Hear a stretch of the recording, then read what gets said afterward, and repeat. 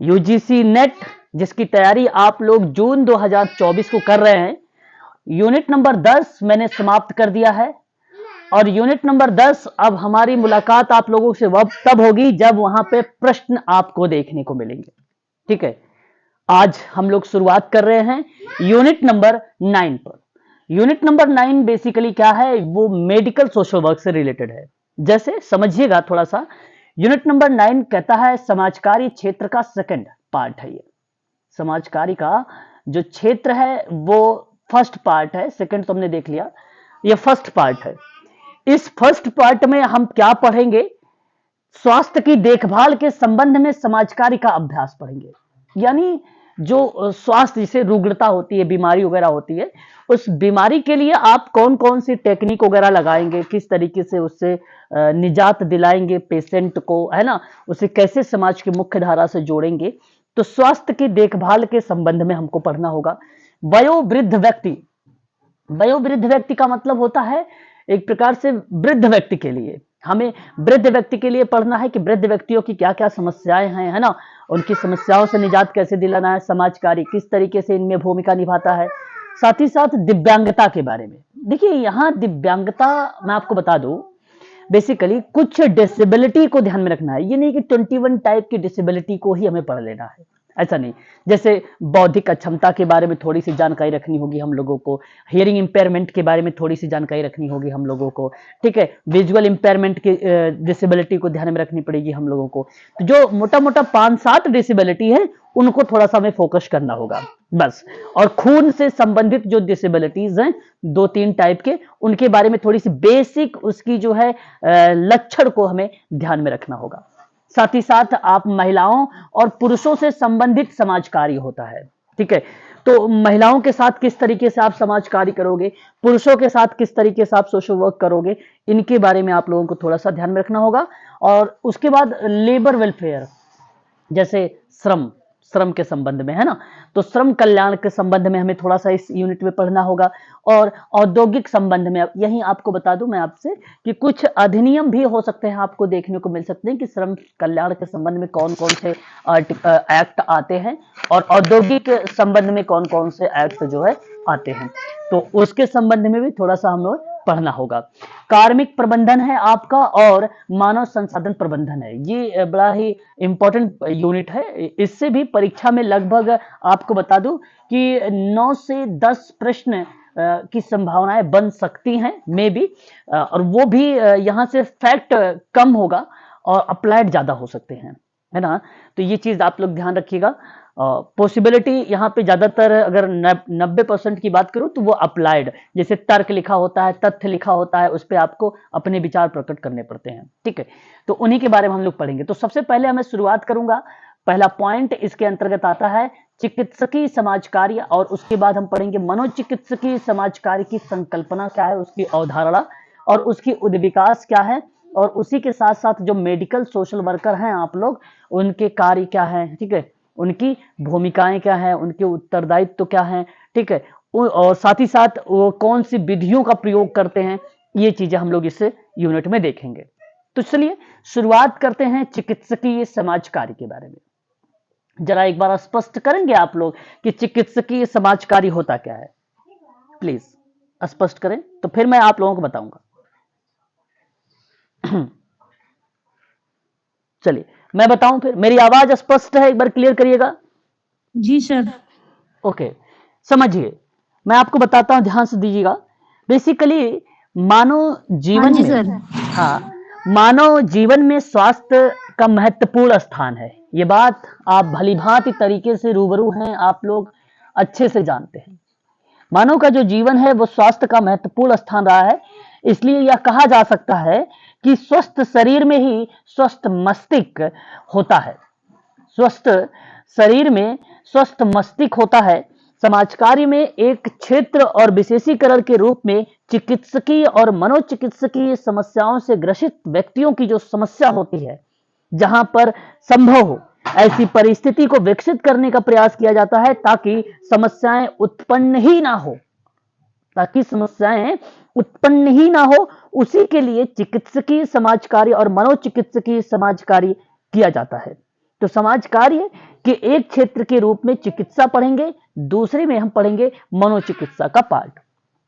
ठीक है, तो इतनी बात ध्यान रखिएगा कि मेडिकल सोशल वर्क यानी समाज कार्य में चिकित्सकीय और मनोचिकित्सकीय समस्याओं से ग्रसित व्यक्ति की समस्या की जो समस्या ग्रसित व्यक्ति होता है, उस व्यक्ति की समस्या का समाधान किया जाता है और यह प्रयास किया जाता है कि व्यक्तियों को स्वास्थ्य से संबंधित समस्याओं का सामना ना करना पड़े, यानी समस्याओं का सामना उनको ना करना पड़े।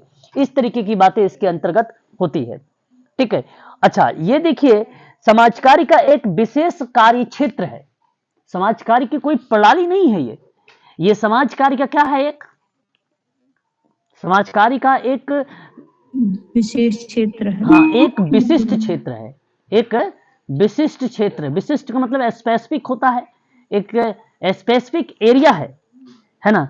और चिकित्सकीय समाज कार्य का कार्य जो है, अधिकांश जो बेसिकली मेंशन है, ये जो मेडिकल सोशल वर्क यहाँ पे लिखा हुआ है, इसका जो अधिकांश कार्य की भूमिका है वो बेसिकली केस वर्क विधि से माध्यम से होता है। इस मेथड से किया जाता है, केस वर्क मेथड से करोगे आप। साथ ही साथ आपको बता दें कि कभी कभी तो हमें ग्रुप वर्क मेथड भी लागू करना पड़ जाता है कि नहीं। कभी कभी चिकित्सकीय समाज कार्य की जब प्रक्रिया संचालित होती है तो कम्युनिटी सेवा कार्य विधि लागू कर देते हैं। आप ये कह सकते हो कि कम्युनिटी मेथड आप लागू कर सकते हो इसमें। ठीक है, तो इन्हीं के माध्यम से यह संपादित किया जाता है चिकित्सा समाज कार्य। तो चिकित्सा समाज कार्य ये प्राथमिक प्रणाली जो होती है, ये बड़ी अहम भूमिका निभाती है। ये एक प्रकार से प्राथमिक प्रणाली विधि के रूप में यहां पर मेंशन हो जाती है, प्रत्यक्ष रूप से आ जाती है ना।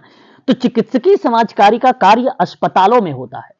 ये कार्य होगा कहां पे भी, मेडिकल सोशल वर्क अगर काम कर भी रहे हैं तो कहां पे करेंगे, है ना। DSSB के स्टूडेंट खासकर ध्यान से सुने, चिकित्सकीय समाज कार्य का जो कार्य है बेसिकली अस्पतालों और चिकित्सकीय एजेंसी के माध्यम से होता है। ठीक है, चिकित्सकीय समाज कार्य यानी मेडिकल समाज कार्य का मुख्य लक्ष्य यह होता है कि चिकित्सकीय सुविधाओं का उपयोग रोगियों के लिए अधिक से अधिक लाभप्रद एवं सरल बनाना और चिकित्सा में बाधा और मनोसामाजिक दशाओं का विवरण प्रस्तुत करना एक अहम भूमिका निभाता है ये चिकित्सकीय समाज कार्य। ठीक है, तो ये 2-3 बातें हैं, इसके संबंध में आप जरूर इसको ध्यान में रखिएगा क्योंकि परीक्षा के दृष्टिकोण से ये इंपॉर्टेंट है। आगे बात करते हैं तो कहता है कि चिकित्सकीय समाज कार्य ऐसे रोगियों को सहायता प्रदान करने से संबंधित है जो मनोसामाजिक अवरोधों के कारण चिकित्सकीय सेवाओं का प्रभावी रूप से उपयोग करने में असमर्थ होते हैं। उपयुक्त चिकित्सकीय सेवाओं के उपरांत भी कुछ रोगियों में समुचित प्रगति नहीं होती है, क्योंकि कभी कभी रोगग्रस्त व्यक्ति को चिकित्सालय द्वारा प्राप्त आकर्षण, स्नेह यानी प्यार एवं सुरक्षा से उसकी मानसिक आवश्यकता की संतुष्टि होती है। परिणाम स्वरूप या फलस्वरूप कुछ रोगी उपचार के बाद भी चिकित्सालय से जाना नहीं चाहते हैं, जबकि कुछ अन्य रोगियों की आर्थिक व घरेलू चिंता उपचार को विपरीत रूप से प्रभावित करती है। कभी कभी अज्ञानता व अनभिज्ञता के कारण रोगी शल्य चिकित्सा या लगातार उपचार कराने से भयभीत होते हैं। ये बात तो आप भलीभांति तरीके से जानते होंगे। रोगियों को सहायता प्रदान करने में चिकित्सकीय सामाजिक कार्यकर्ता उनके साथ अपने वृत्तियों या वृत्तिक का मतलब होता है व्यवसाय संबंध और मानवीय व्यवहार संबंधी अपने ज्ञान और रुग्णता की स्थिति में लोगों के व्यवहार के ज्ञान तथा व्यक्ति उनके परिवार एवं समुदाय में उपलब्ध संसाधनों का समुचित उपयोग करता है। देखिए, ये बेसिकली मैंने अभी आपको जो यहाँ पे मेंशन किया है, ये चिकित्सकीय समाज कार्य का एक क्षेत्र है जहां मैंने आपसे ये बताया कि रोगियों की सहायता प्रदान करने से संबंधित है जो मनोसामाजिक अवरोधों के कारण चिकित्सकीय सेवाओं का प्रभावी रूप से उपयोग करने में असमर्थ होते हैं। और ये बात आपको पता है ना। कारण यहां पे आपको ये भी बता दूं कि चिकित्सकीय सेवाओं के उपरांत भी कुछ रोगियों में समुचित प्रगति नहीं होती है, क्योंकि रोगग्रस्त व्यक्ति जो होगा चिकित्सालय द्वारा। मेरी आवाज नहीं जा रही है क्लियर? आ रही है सर, क्लियर है। हाँ, तो समझिए, तो यहां बेसिकली इन्हीं चीजों को ये रिप्रेजेंट करता है।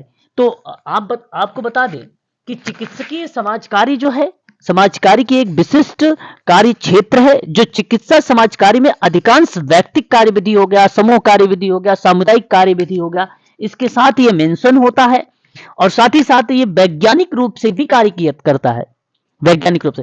तो चिकित्सा में क्या है कि कभी कभी जैसे कि अगर आप जैसे पेशेंट जब जाता है तो वहां शल्य चिकित्सा डिपार्टमेंट में तो उनको घबराहट होने लगती है, उनको शल्य चिकित्सा में घबराहट यानी लगातार उपचार करने से क्या हो जाते हैं, वो भयभीत हो जाते हैं। आवाज क्लियर नहीं आ रही, आपको कुछ भी नहीं आ रही। एक बार लेफ्ट होके आप तुरंत ज्वाइन करें दोबारा क्लास में, है ना, दोबारा ज्वाइन करें क्योंकि और बच्चों के पास मेरी आवाज शायद स्पष्ट है ना।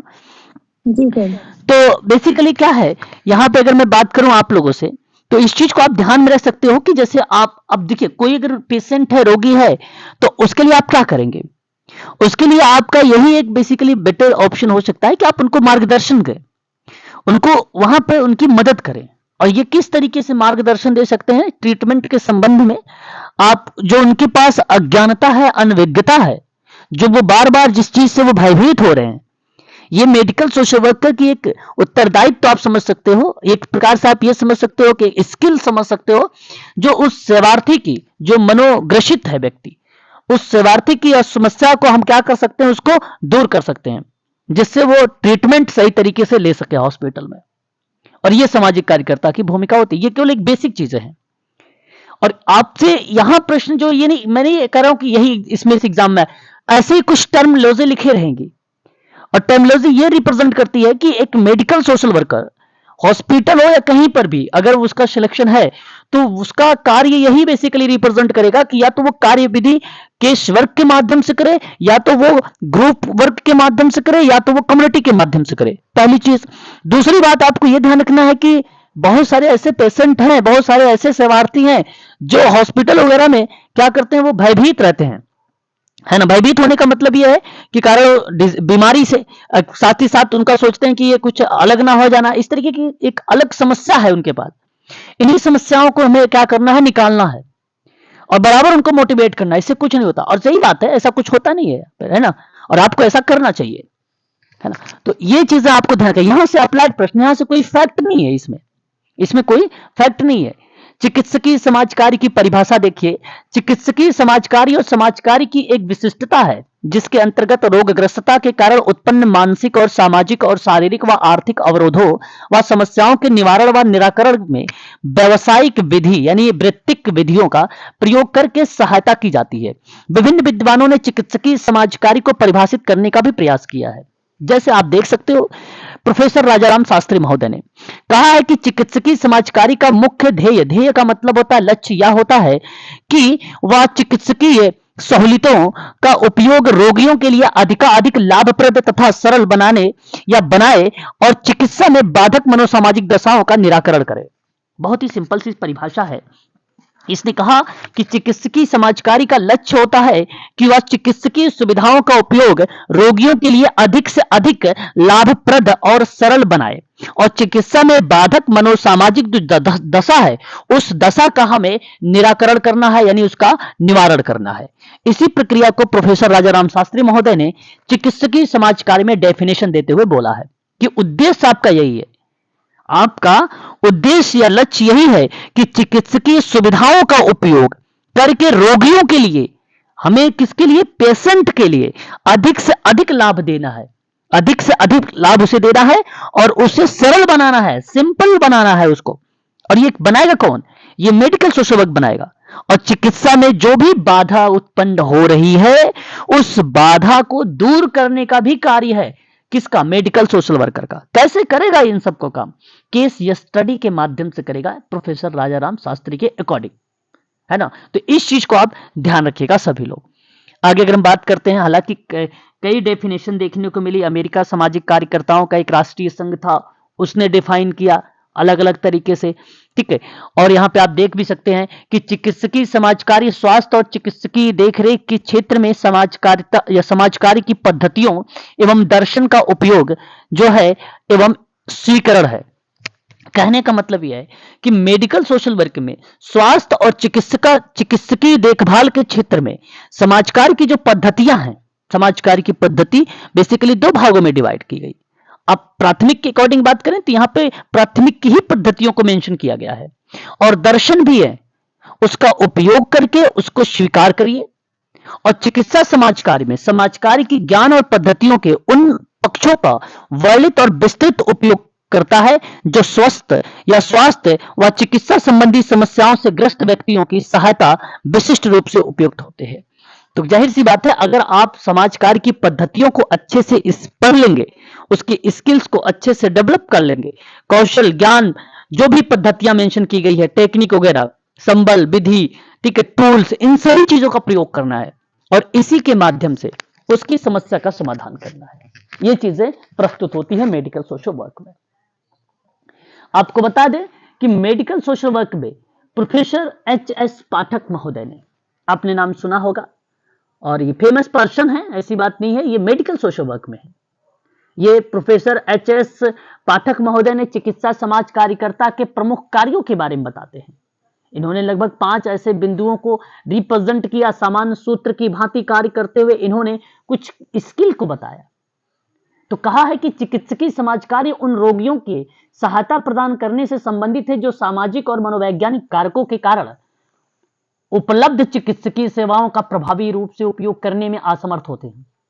उपयुक्त परिभाषाओं के विश्लेषण और समाकलन के आधार पर, समाकलन का मतलब होता है इंक्लूड करना, मेंशन करना, और चिकित्सकीय समाज कार्य को निम्नलिखित शब्दों में इन्होंने स्पष्ट किया।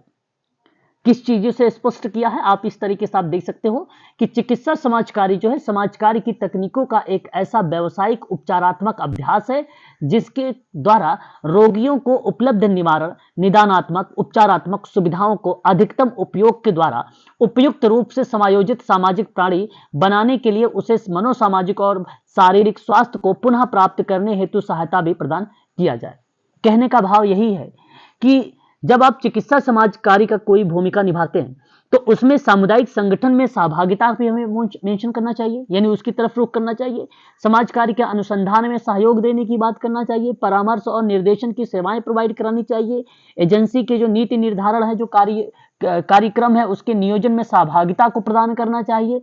यहां तक कि रोगियों को उपलब्ध निवारक, निदानात्मक, उपचारात्मक सुविधाएं अधिकतम प्रयोग करना चाहिए। ज्यादा से ज्यादा हमें क्या करना है, उसको निदान करना है, डायग्नोसिस करना है, ट्रीटमेंट करना है, और वो मनोसामाजिक और शारीरिक स्वास्थ्य को पुनः प्राप्त करने के लिए, उसे पुनः समाज की मुख्य धारा से जोड़ने के लिए, उसे पुनर्वासित करने के लिए उसकी मदद करनी चाहिए।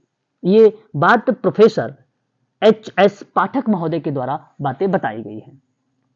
आगे अगर मैं बात करूं तो चिकित्सा समाज कार्य का एक नवविकसित शाखा है, एक ब्रांच है जो सामाजिक या उन सामाजिक और शारीरिक और मनोवैज्ञानिक प्रक्रियाओं पर केंद्रित है जो बीमार को बीमारी से संबंधित है। अतः एक चिकित्सकीय सामाजिक कार्यकर्ता का कार्य अस्पताल और बीमारी के उपचार संबंधी व्यवस्था की देखभाल तथा बीमार को विविध प्रकार की सहायता प्राप्त कराना है और उनकी पूर्ति के लिए जो भी साधन है उन्हें रोगी के लिए उपलब्ध कराता है। परंतु इस व्यवस्था के फलस्वरूप भी उसका कार्य रोग के एक विशेष पहलू तक सीमित है और वह पहलू सिर्फ और सिर्फ सामाजिक है। यह उन सामाजिक कारणों को हल करने का प्रयास करता है जो भी रोगी के लिए उत्तरदायी है।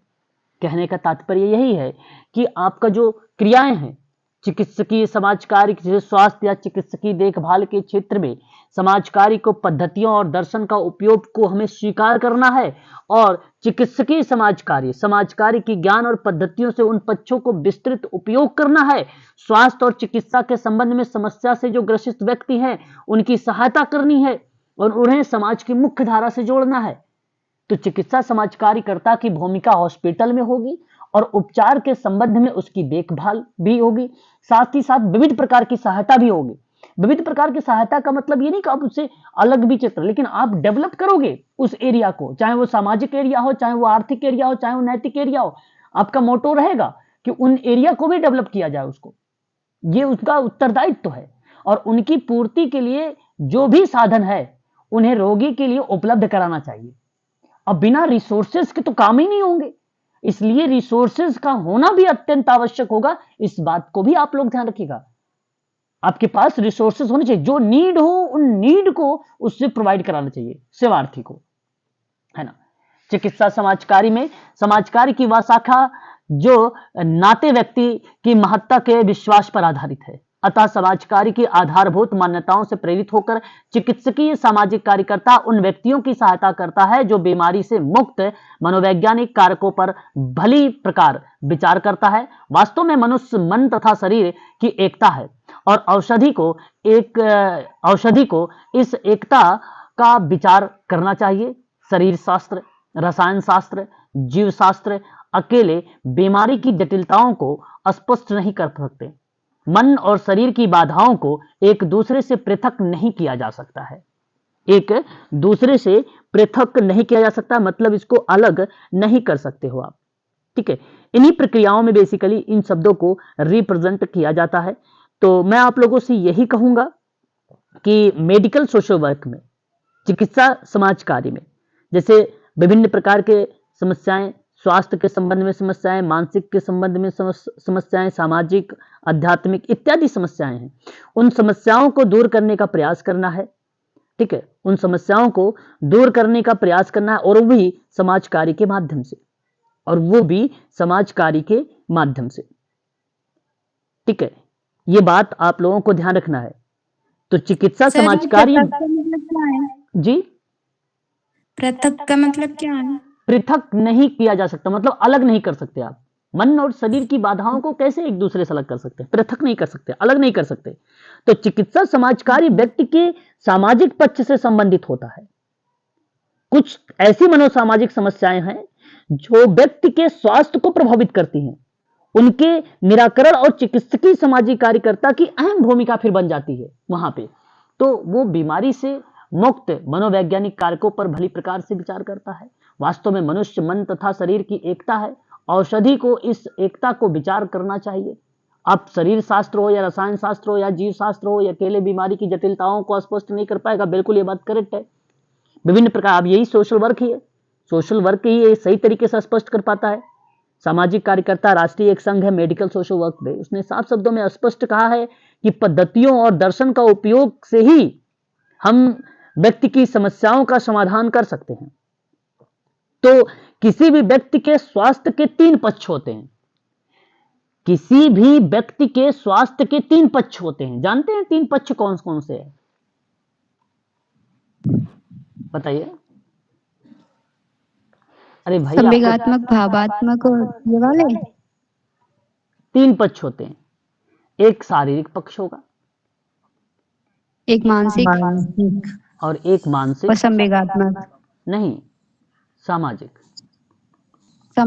हाँ, 3 पक्ष होते हैं। ये याद रखिएगा, ये फैक्ट वाले क्वेश्चंस हैं।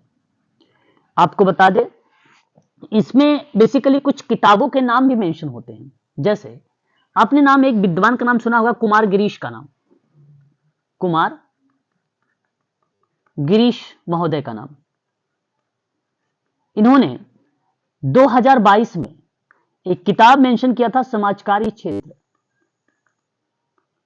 समाज कार्य का क्षेत्र आया था इनकी किताब, कुमार गिरीश का। आप गूगल वगैरह पे भी देखेंगे तो आपको मिलेगी। एक आपने नाम सुना होगा पीडी मिश्रा का सोशल वर्क फिलॉसफी, एक इनकी किताब रही, एंड मेथड करके, ये परीक्षा में आती है। 1994 की एडिशन के रूप में ये बेसिकली सोशल ग्रुप वर्क, इनकी किताब पब्लिश की गई थी अभी हाल ही में। वो है सोशल ग्रुप वर्क जनवरी 2013 में, ठीक है। पीडी मिश्रा महोदय की ग्रुप वर्क पर बेस्ड थी, ठीक है। और आपने नाम सुना होगा इन्हीं की किताब पीडी मिश्रा महोदय की ही, social work profession India. Professional का मतलब एक प्रकार से आप व्यवसाय कह सकते हो। समाज कार्य व्यवसाय भारत में जो मेंशन किया गया है वो भी पीडी मिश्रा का नाम आता है। तो भारत में समाज कार्य व्यवसाय के प्रकरण में बात करें तो 2015 की ये किताब थी, और ये भी जिक्र पीडी मिश्रा की थी। इन्होंने ही social group work theory and practice की बात किया 2008 में, पीडी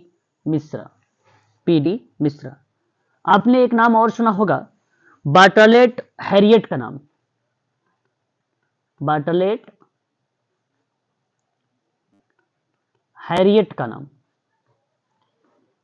इन्होंने सम एस्पेक्ट ऑफ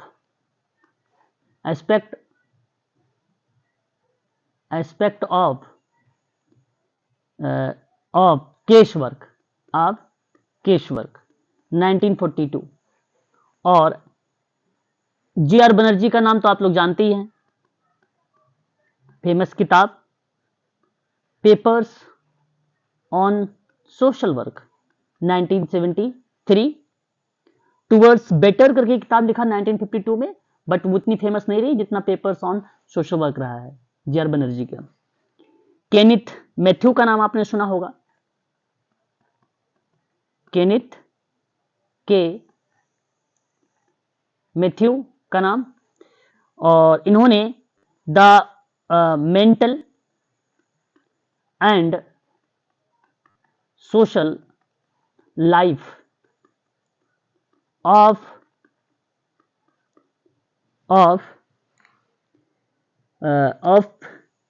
एक किताब जिक्र किया था बेबीज करके, बेबीज 1982 में।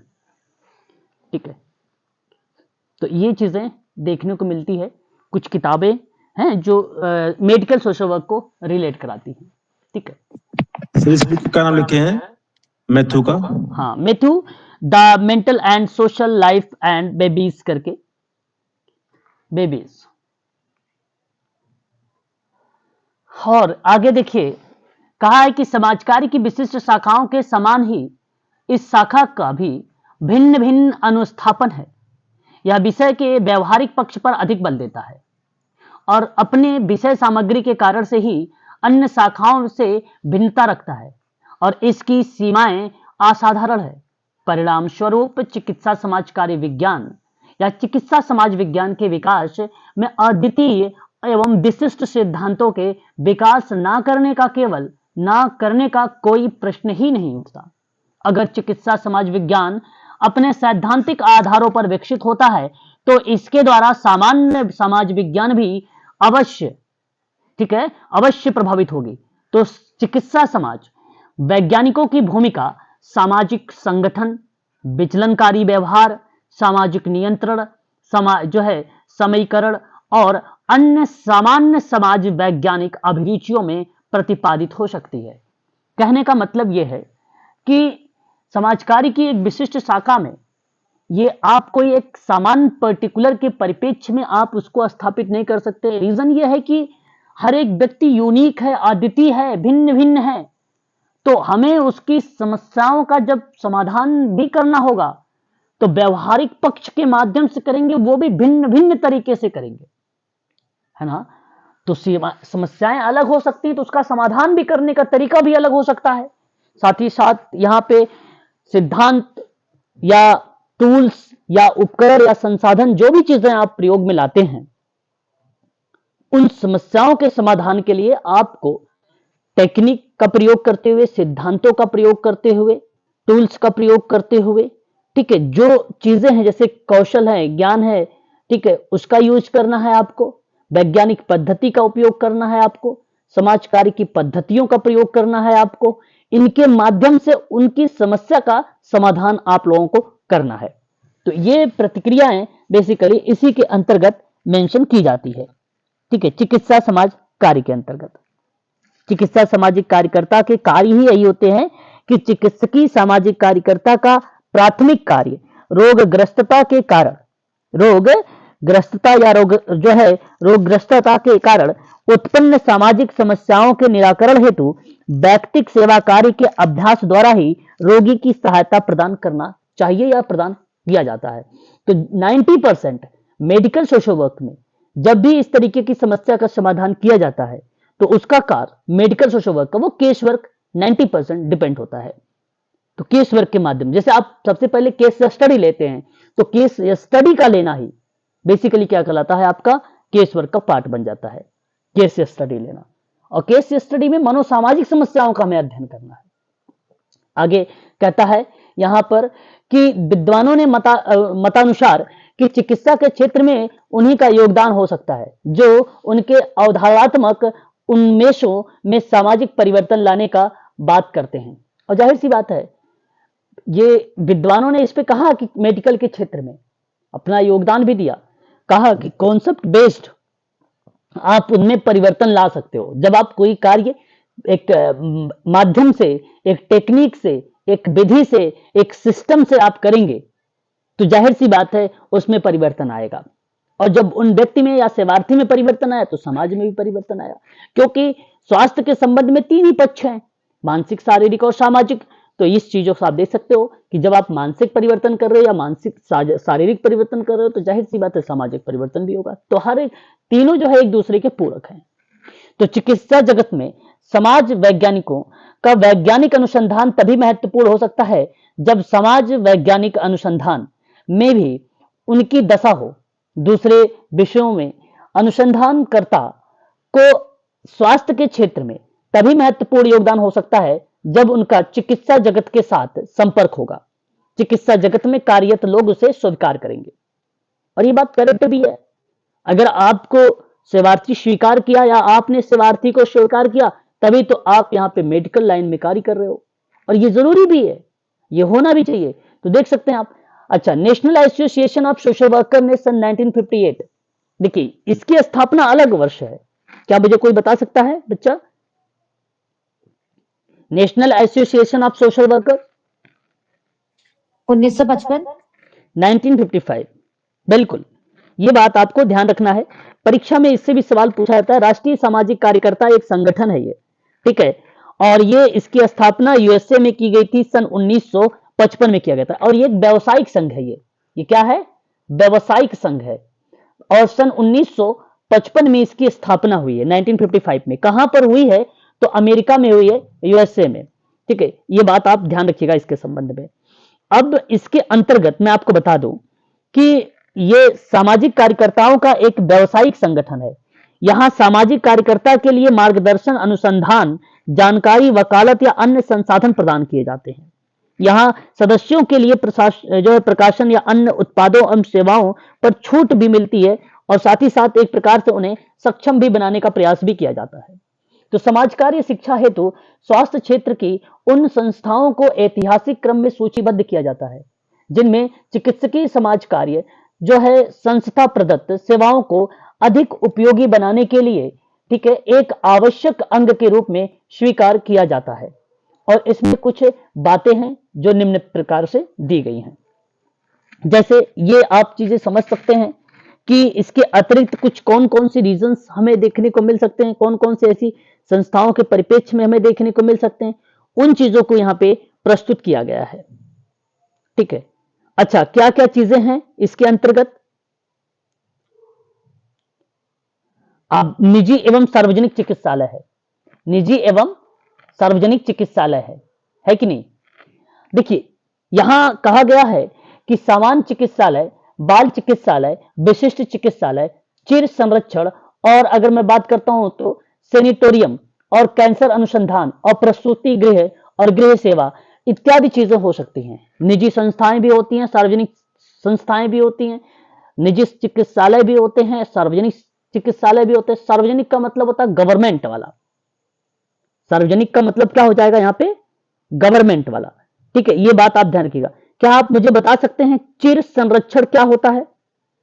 प्लीज, ये शब्द भी हो सकता है आपके परीक्षा में आ जाए, तो आप किस तरीके से इसको आइडेंटिफाई करेंगे बताइए। चिर नहीं संरक्षण, पता सर। देखिए नहीं पता यहां सर, आप यहां बता दो। बेसिकली इन्वायरमेंट को रिलेट कराता है। ये चिर संरक्षण किस चीज को? पर्यावरण को रिलेट कराता है। इस किसको रिलेट कराता है? पर्यावरण को रिलेट कराता है। यानी पर्यावरण जो आसपास का वहां पर है, उस पर्यावरण के गुणवत्ता में सुधार करना है, उसकी रक्षा करना, उसको बनाए रखना है ना, ताकि इससे भी क्या होता है, व्यक्ति इससे भी स्वस्थ होता है। तो वहां जो निजी संस्थाओं के अकॉर्डिंग बात करते हैं, जैसे बाल चिकित्सालय है, सामान्य आप कहीं कहीं आप हॉस्पिटल में जाते हैं, डॉक्टर ने सलाह भी देते हैं कि अगर मान लीजिए शहर में रह रहे हैं तो उनको कहते हैं आप गांव चले जाइए, हो सकता है वहां के वातावरण से आप ठीक हो जाओगे, तो उस कंडीशन में यहाँ पे चिर संरक्षण की प्रक्रिया को फॉलो किया गया है, इस चीज को कहा जाता है। आपने एक नाम यहां पे देख रहे हो सेनिटोरियम, जानते हो सेनिटोरियम क्या होता है? यह आरोग्य आश्रम होता है।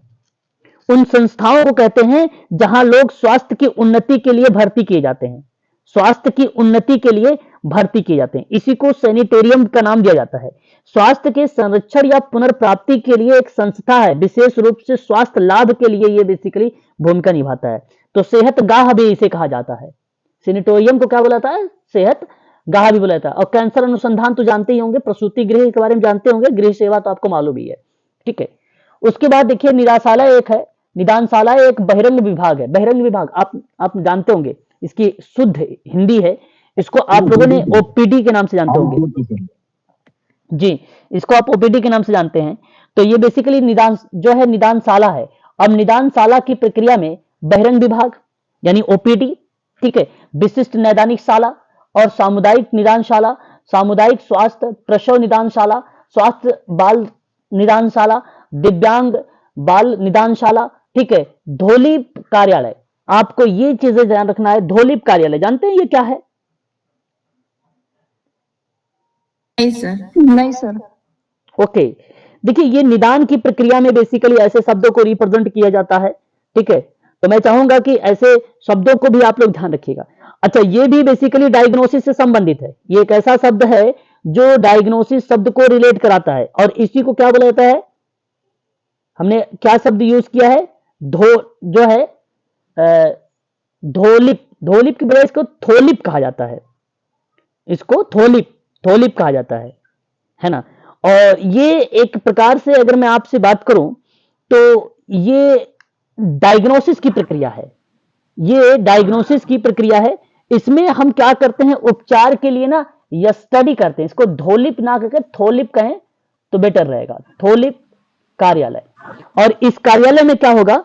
जैसे यह स्टडी की जाएगी निदान के लिए, डायग्नोसिस के लिए हमें तथ्य निकालने होते हैं, हमें कारण। जैसे कोई भी अगर व्यक्ति समस्या से ग्रसित व्यक्ति है तो यहां पे उसका केस स्टडी लिया जाएगा, और इससे यह पता चलेगा कि वह जो बीमारी है, ये जो बीमारी है इस कारण से है, यानी तथ्य पता चलेगा इस कार्यालय में। तो यहां पे यह स्टडी की प्रक्रिया ये मानी जाती है, ठीक है, निदानशाला के अंतर्गत आती है ये। उसके बाद पुनर्स्थापना, इकाइयां चिकित्सालय का बहिरंग विभाग, निदानशाला, केंद्र व व्यावसायिक पुनर्स्थापना आदि इत्यादि जो है पुनर्स्थापना की इकाइयों के अंतर्गत मेंशन की जाती है। तो ये पुनर्स्थापना इकाइयां हैं जो चिकित्सालय और ओपीडी, ठीक है, जो निदानशाला केंद्र व आप कह सकते हैं व्यावसायिक पुनर्स्थापना इत्यादि चीजों को रिप्रेजेंट करता है। ये जो चीजें आप पढ़ रहे हैं ये बेसिकली एक चिकित्सकीय समाज कार्य का जो है संस्था है, जहां बेसिकली प्रदत्त सेवाओं को अधिक उपयोगी बनाने के लिए, कौन सी? जो आप प्रदत्त का मतलब क्या था? जो प्रोवाइड करा रहे हैं आप, ठीक है, उन सेवाओं को अधिक उपयोगी बनाने के लिए एक आवश्यक अंग के रूप में स्वीकार किया गया। जैसे निजी और सार्वजनिक चिकित्सालय हमने पढ़ा, निदानशाला पढ़ा, पुनर्स्थापना इकाइयां पढ़ी, ये चीजें उसी के अंतर्गत आती हैं। उसके बाद सार्वजनिक स्वास्थ्य एवं निवारण चिकित्सा होता है एक। आपको बता दें कि राजकीय स्वास्थ्य कार्यक्रम, ठीक है, और सार्वजनिक स्वास्थ्य सेवाएं, बाल ब्यूरो स्वास्थ्य सेवा खंड, दिव्यांग बालक और मातृ एवं शिशु स्वास्थ्य विभाग, अन्य स्वैच्छिक स्वास्थ्य संगठन व संस्थाएं, ये चीजें इसके अंतर्गत आती हैं, सार्वजनिक स्वास्थ्य एवं निवारण चिकित्सा के अंतर्गत आती हैं, ठीक है। सामुदायिक संगठन और सामुदायिक विकास के परिप्रेक्ष्य में अगर हम बात करते हैं, सिंपल शब्द से कम्युनिटी ऑर्गेनाइजेशन किस चीजों को रिप्रेजेंट करता है? वो सामुदायिक विकास और कल्याण से संबंधित स्वास्थ्य कार्यक्रम समुदाय के सदस्य के रूप में व्यक्तियों के कल्याण और स्वास्थ्य वर्धन हेतु सेवाएं प्रोवाइड कराई जाती है। तो ये कम्युनिटी ऑर्गेनाइजेशन का पार्ट बन जाता है। और एक आता है सार्वजनिक कल्याण। सार्वजनिक कल्याण क्या है? बेसिकली राज्य स्तरीय एवं स्थानिक स्वास्थ्य संबंधी इकाइयां व्यक्तिगत परामर्श और स्वास्थ्य समस्याओं के संबंध में प्रत्यक्ष सेवा प्रोवाइड कराई जाती है, सार्वजनिक कल्याण। ये भी चीजें रिप्रेजेंट होती है। वृत्तिक विद्यालय, व्यावसायिक विद्यालय यानी समाज कार्य विद्यालय, चिकित्सकीय सार्वजनिक स्वास्थ्य विद्यालय, परिचर्या विद्यालय, अंतिम 3 विद्यालयों में चिकित्सकीय समाज कार्यकर्ता निदान, ठीक है, निदानात्मक शिक्षण में अगर हम बात करें तो पूर्ण और अंशकालिक प्रधानता के रूप में ये रिप्रेजेंट होता है, ठीक है, या अंशकालिक जो है प्रधानाध्यापक के रूप में सम्मिलित होता है। तो ये विद्यालय है, तो समाज कार्य विद्यालय के रूप में यहाँ पर भूमिका हमें देखने को मिलती है। तो समाज कार्य विद्यालय में भी सोशल वर्क की एक कार्य होता है, तो उसमें भी मेडिकल सोशल वर्क हम लोग कर सकते हैं। ठीक है, ये बात ध्यान रखिएगा। ठीक है, थोड़ा सा हम लोग स्पष्ट करते हैं यहाँ पर। ठीक है, देखिए चिकित्सा अभ्यास का संगठन अगर हम बात करते हैं यहाँ पे, तो ये देखिए अभ्यास का संगठन है। चिकित्सा संगठन के इस क्षेत्र के अंतर्गत विभिन्न चिकित्सा व्यवस्थाओं से भिन्न मेडिकल प्रैक्टिस के संगठन का अध्ययन किया जाता है, और इस प्रकार के अध्ययन के अंतर्गत विभिन्न जो स्वास्थ्य संगठन है उन्हीं के पॉइंट ऑफ व्यू से संदर्भ में चिकित्सकीय देखभाल और सुरक्षा के संबंधों का तुलनात्मक विवेचन किया जाता है। इसी के अंतर्गत अगर हम बात करते हैं तो आप देख सकते हैं हेल्थ इंश्योरेंस प्लान क्लिनिक का एक उदाहरण महत्वपूर्ण माना जाता है। तो जैसे कि प्रक्रिया में आपने सुना भी होगा, ठीक है, मैक्स वगैरह भी विभिन्न प्रकार के आजकल आप लोगों ने न्यूज में सोशल मीडिया पर भी देखा होगा। ठीक है, इतने रुपए इन्वेस्ट करिए, आप स्वास्थ्य के संबंध में पूरा स्वास्थ्य की देखरेख आपकी की जाएगी उतने रुपए में, है ना, एक प्लान होता है। ठीक है, उन प्रक्रियाओं को भी बेसिकली मेडिकल में मेंशन करना चाहिए, हॉस्पिटल वगैरह में हर जगह होनी चाहिए इस तरीके की चीजें। ठीक है, जो सेवार्थी के लिए या चिकित्सकीय देखभाल या सुरक्षा के संबंधों में एक प्रकार से क्या करेगी, जांच पड़ताल करेगी। ठीक है, अध्ययन करने में भी भूमिका निभाएगी। तो ये चीजें भी उसमें लागू होती हैं। ठीक है, अच्छा, इसके संबंध में जब आपसे क्वेश्चन किए जाएंगे ना तो आपको इजीली समझ आएगा, बट इस चीज को आप जरूर ध्यान में रखिएगा कि किन किन क्षेत्रों पर यह बातचीत की जा रही है। जैसे सामुदायिक संगठन के माध्यम से भी कार्य होता है स्वास्थ्य में या मेडिकल सोशल वर्क में, निदानात्मक भी तरीके से होता है, पुनर्स्थापन यानी पुनः समाज की मुख्य धारा से जोड़ने की प्रक्रिया में भी होता है, सार्वजनिक होता है, सार्वजनिक कल्याण भी होता है, वृत्तिक विद्यालय भी होता है, चिकित्सालय अभ्यास का संगठन भी शामिल किया गया है जैसे अभी आपने देखा है। स्वास्थ्य नीति और अगर हम बात करते हैं तो एवं राजनीति के परिप्रेक्ष्य में भी आता है।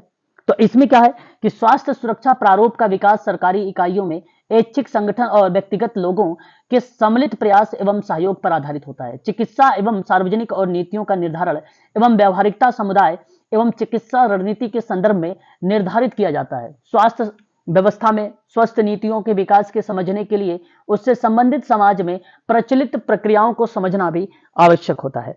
तो यानी यहां कहा जा रहा है कि चिकित्सा अभ्यास के जो है संगठन के तत्पश्चात स्वास्थ्य नीतियों और राजनीतियों के बारे में, इसके मतलब यह हुआ कि स्वास्थ्य नीतियों के विकास को समझने के लिए उससे संबंधित समाज में जो प्रचलित प्रक्रियाएं हैं उनको समझना भी अत्यंत आवश्यक होता है हम लोगों को। ठीक है, तो जो नीतियां वगैरह हैं उनके परिप्रेक्ष्य में बात करनी चाहिए हम लोगों को। उसके बाद चिकित्सा के क्षेत्र में आप देख सकते हैं कि समाज कार्य मुख्यतः वैयक्तिक कार्य विधियों से होता है। अभी भी मैंने आपको बताया भी था कि 90% इसी पर बेस्ड होता है, और इसी विधि के माध्यम से सामाजिक कार्यकर्ता मुख्यतः 3 स्तरों का कार्य करता है। ये बड़ा इंपॉर्टेंट पॉइंट है, इंपॉर्टेंट स्लाइड है।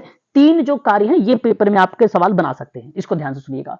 प्रथम स्थिति क्या होगी कि वह रोगी के व्यक्तिगत जीवन से संबंधित, जैसे शारीरिक हो गया, मानसिक हो गया, सामवेगिक हो गया, सामाजिक हो गया और आर्थिक जानकारियों को उपलब्ध कराना, और तत्पश्चात यानी उसके बाद या रोगी को व्यक्तिगत इतिवृत्ति पत्र तैयार करना। इतिवृत्ति का मतलब जानते हैं आप लोग क्या आता है? व्यक्तिगत इतिहास, व्यक्तिगत इतिहास बोला जाता है इसको, और व्यक्तिगत इतिहास को ही हम लोग क्या बोलते हैं? केस स्टडी बोलते हैं। हाँ, केस स्टडी कहते हैं।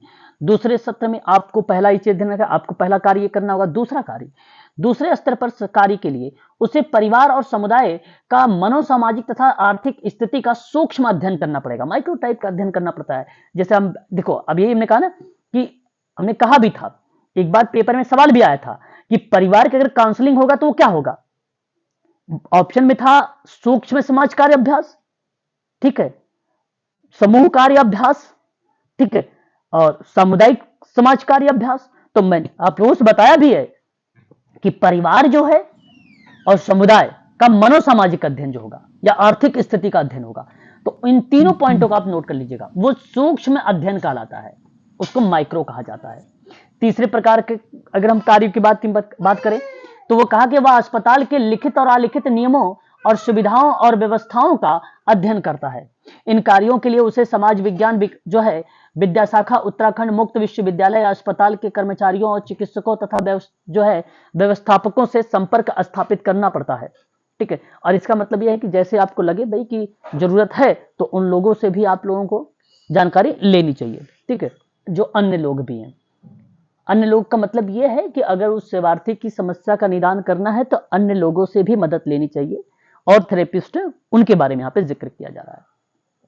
चिकित्सा सामाजिक कार्यकर्ता के कुछ कार्य हैं। है ना, उन कार्यों के बारे में भी आपको थोड़ा सा ध्यान में रखना होगा। अब यहाँ पे देखिए, ये जो कार्य मैंने आपको बताया है, यहाँ पे 5 कार्य, ये कार्य आपको किसके कहलाते हैं? प्रोफेसर HS पाठक के कार्य हैं। तो इन महोदय ने अभिकरण की नीतियों निर्धारण और कार्यक्रम नियोजन में सहभागिता प्रदान करना, सामुदायिक संगठन में सहभागिता प्रदान करना, शैक्षणिक कार्यक्रम में सहभागी का होना, समाज कार्य अनुसंधान में सहयोग देना, परामर्श और निर्देशन की सेवा भी प्रदान करना, ये 5 इसके कार्य भी रहेंगे। इस चीज को आप ध्यान रखिएगा, ठीक है। सुलभा मधुकर वाडे का भी नाम आप लोगों ने सुना होगा। इन्होंने समाज कार्यकर्ता के द्वारा प्रत्यक्ष सेवाएं उपलब्ध कराने के साथ साथ अन्य कार्यों को भी बारे में बताया। जैसे उन्होंने व्यक्तिगत कार्य के बारे में बताया है, समूह कार्य के बारे में बताया है, चिकित्सकीय दल के बारे में बताया है, और आप देखेंगे आगे तो उसके अंतर्गत आपको मिलेगा कम्युनिटी वर्क, उसमें भी जिक्र किया गया है, ठीक है। तो आज के लिए बस इतना रखिए। कल हम लोग हिस्ट्री पढ़ेंगे और किस तरीके से मेडिकल सोशल वर्क आया, कहां से शुरुआत हुआ, आगे किन किन जगह पे चल रहा है, इसके बारे में देखेंगे।